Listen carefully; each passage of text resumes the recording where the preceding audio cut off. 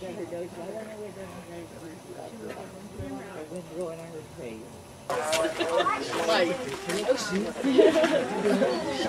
given up. She said her hair. It is just unbelievable.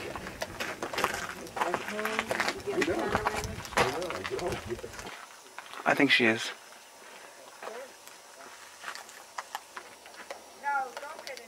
Oh.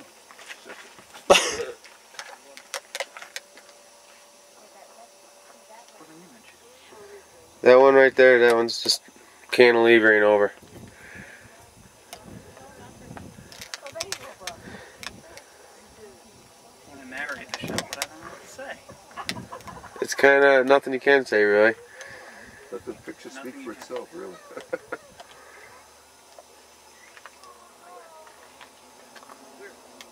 So a picture might be 1,000 words, and we might Look be at this. shooting What the heck 30 is that? pictures a second, but I don't know what those are. They're like fighting. I don't know what they are. It's like a war. it's definitely a magical thing. No matter how close to the edge I get, I never actually feel scared of falling. I think it's just my human connection. Or maybe it is like the moth to a flame analogy, where we're just drawn to these spectacles regardless of the danger it might pose to us. It could also be that I'm not sure how often I'll have a chance to see this, so my body just wants to experience it as close as possible.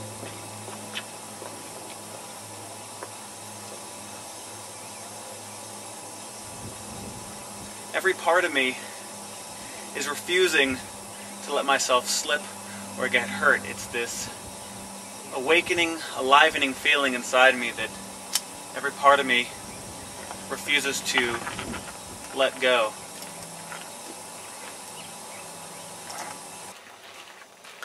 What's quite amazing to learn about the people that had lived here. This used to be a thriving community.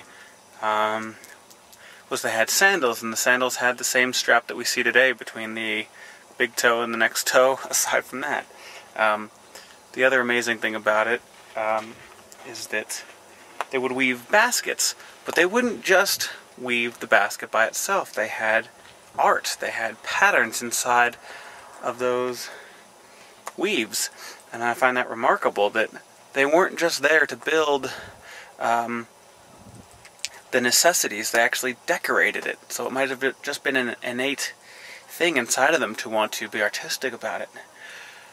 But what's also interesting, aside from the fact that they're artistic in their basket weaving, is that the land, or the areas where they lived, there's suggestion that there were 2 stories. But as you saw from the aerial view, there was no space for a doorway. So what they had to do is they would build as high as they needed to go, and then they would have ladders, and they would come out from the top. So it's a little fascinating. No doorways, but artwork in the baskets.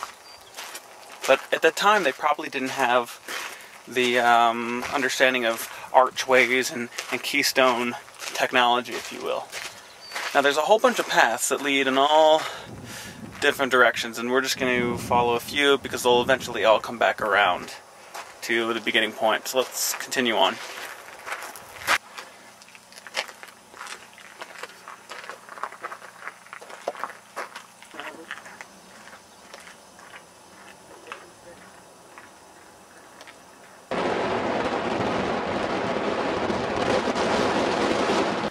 We have arrived at a location called Desert View, and the site on this location is called the Watchtower, and it is the tallest point of all the Grand Canyon, of the entire Grand Canyon, and we're going to try to scale it.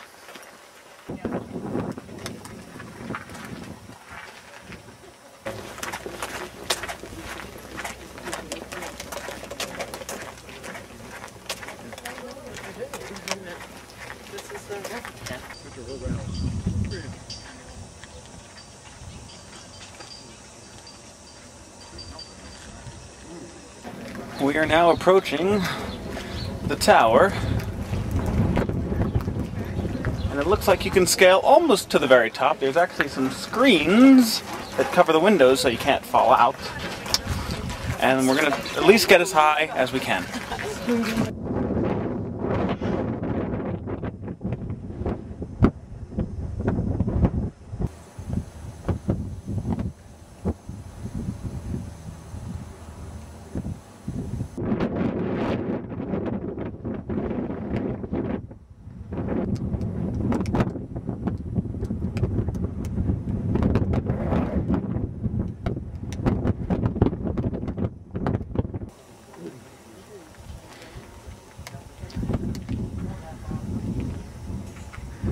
It's a good theory. The old theory was the river started up here and saw its way down.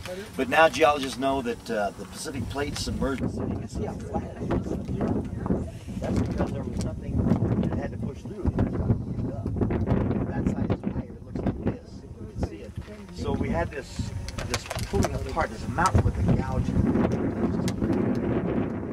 That's what caused this crack. So this is non-Native American.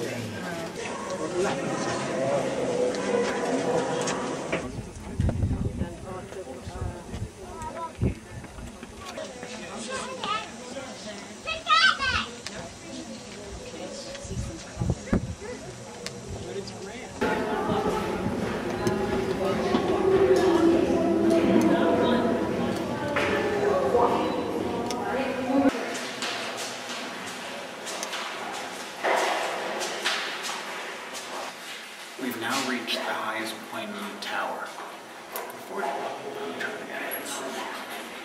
We've now reached the second highest point in the tower. The highest point has actually been roped off, so we can't get to the top of the tower. There's no walls to protect us from falling. However, we have reached the second highest point, and there's spherical windows all around and coin-operated binoculars to view the sights. So let's get a panoramic view of what we can see from up here.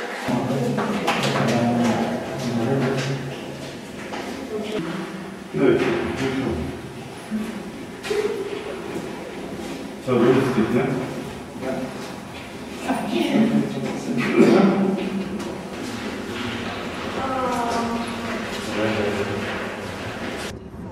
We are now finally leaving the Grand Canyon once and for all, heading to a new town here in Arizona. So I say goodbye to you, Grand Canyon. It's been grand.